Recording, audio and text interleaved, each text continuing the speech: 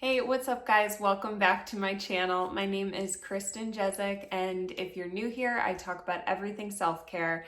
So if you are trying to take better care of yourself, subscribe and hit that bell for notifications every time I post a new self-care video. This week, I wanted to talk about self-care habits that I picked up in quarantine that I am going to keep with me now that things are starting to open up and businesses are starting to open back up for business and people are starting to leave their homes again. So self-care means different things to different people, but for me, it's been even more redefined now that we can't leave our house or we couldn't leave our houses. So during quarantine, you might not have had access to the same products or services. I know a lot of people who typically treat themselves just weren't able to do it in the same way during quarantine, and I am no exception to that. I definitely had to switch things up and reevaluate how I spend my self-care time and what my priorities are for taking care of myself during a time when a lot of businesses couldn't be open and typical social activities might have been restricted. So for me, there are a few habits that I picked up that have really helped me throughout this quarantine just to care for myself and have been really positive impacts on my life. And I wanted to share those with you as we open things up. So the first thing I have done for my self-care that has been a little different, basically just because we have more time at home, is I've spent a lot more time researching the effect of my purchases, things I put in my body or on my body, just understanding what things are made of more, whether that's chemicals in my skincare. You can check out this video on why I'm no longer using my eye cream, or, just the effect that we have on our planet. I know you've probably seen some memes going around about how cities and plants and animal species are recovering or thriving while people are staying at home. And that has really affected me and how I want to move forward in purchasing things, in using things in my own skincare or self-care routine, and definitely how I impact other people with my purchases, whether they be self-care related or just day-to-day life.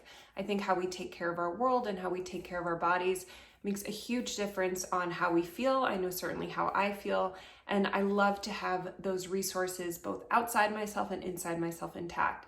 So for me, I've had an opportunity just to learn more about skin chemicals and how different foods affect our bodies and our skin and our hair and our sleep. And I think if you have any time or can find time outside of this quarantine or prioritize the time, learning about what makes up what you're using and what you're putting in your body, and also the effect that your purchases have, is a really beautiful form of self-care, because it's all connected. We're all connected in the space in the world. And I think if this pandemic taught us anything, we all have a huge impact on the lives of those around us. So not only does our self-care impact how we feel and how we treat ourselves, but it's going to impact other people. And if you can see that connection in any way, I encourage you to also take some time to just research your impact and the impact of your self-care routine on yourself.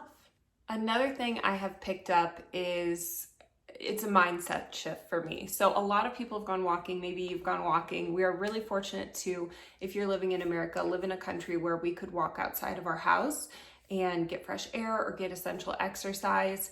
And I used to treat walking my dogs as just kind of a task I had to do. They needed exercise and I viewed it as for them.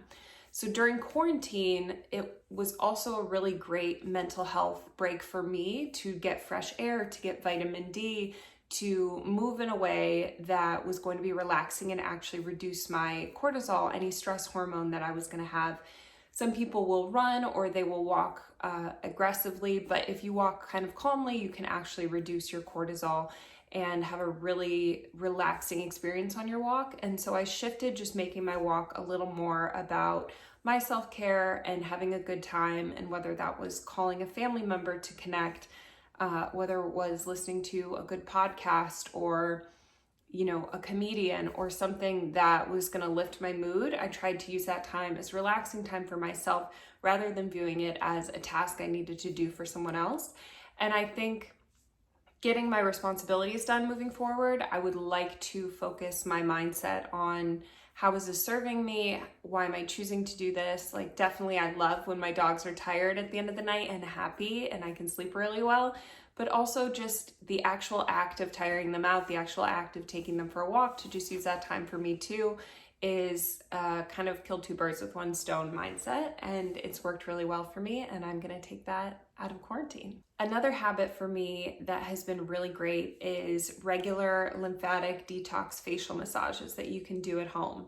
So for me, if you haven't seen this video, I tried out this lymphatic facial detox massage, and I've been doing it pretty regularly. Not only does it make me feel better, but it's nice to take that time out for myself and do something super pampering.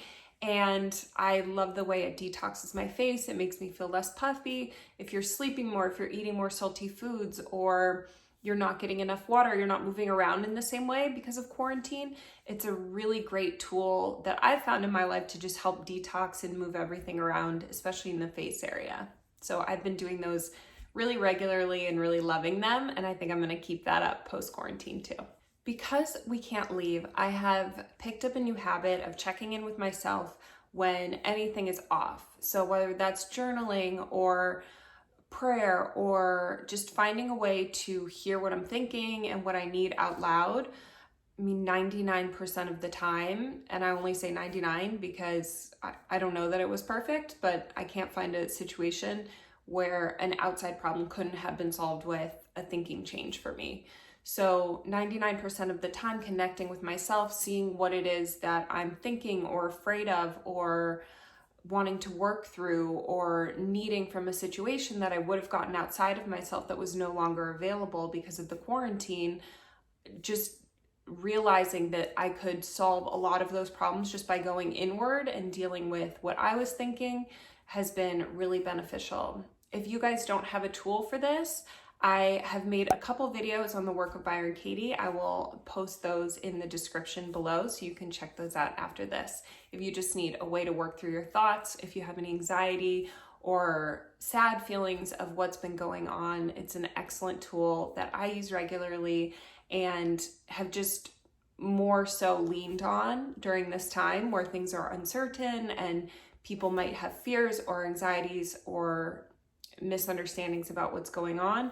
And a lot of the times, I'll say for myself, it's easy to just go for a drive or go deal with something outside myself to get away from those thoughts, but really working through those and solving them from the inside has made a huge difference during quarantine, just because I haven't been able to go do the things that are outside the house. So that is another thing I'll be taking with me. Gratitude is definitely a habit that I'm sure you guys have heard of the benefits of. Maybe you practice gratitude in your daily life.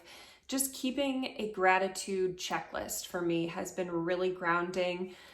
And it's interesting in times where things are pared down, what we become grateful for. You know, we become grateful for our health and our food and a shelter. And I know that not everyone has those things. And so not only being grateful for what I have, but shifting my mindset to how can I help? What can I do? And for a lot of us, that position has just been to stay home, to limit our interactions, to stop the spread. And for others of us who have more opportunity, it could be donating to food banks or programs to provide safe housing or relief for domestic violence. Just doing what you can in a time where we're pared down and there's other people who might not have those basic needs met. Starting with being grateful for what I have and then looking at how I can help has been a really good perspective shift for me during this time, and one that I hope I'm going to carry with me outside of the quarantine. I think realizing the bare essentials of what we need and being grateful for those really opens us up to be able to help other people. It's like I said, we're all very, very connected. And I think if anything, this has really taught us more of that. Reading is a habit that I've always tried to stick to and keep up with and just not been that great at.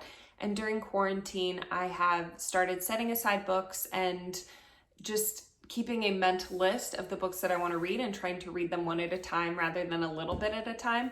And I have been keeping little note cards as book placements to mark how much I've read that day. So for me, just visually seeing that progress every day has made a huge difference in building and keeping that habit. It's made it really rewarding to see that I have, read 20 pages today, I read 40 pages today, and it keeps me really motivated to keep up that habit and keep making that progress, versus when I would just use a bookmark. I would read a few pages and then put it in and kind of like leave it, because I wasn't mentally making that connection with making that progress, which some people really like their Kindle. They can see how many pages they've read. But for me, I love a physical book, whether it's from the library or something I love and own.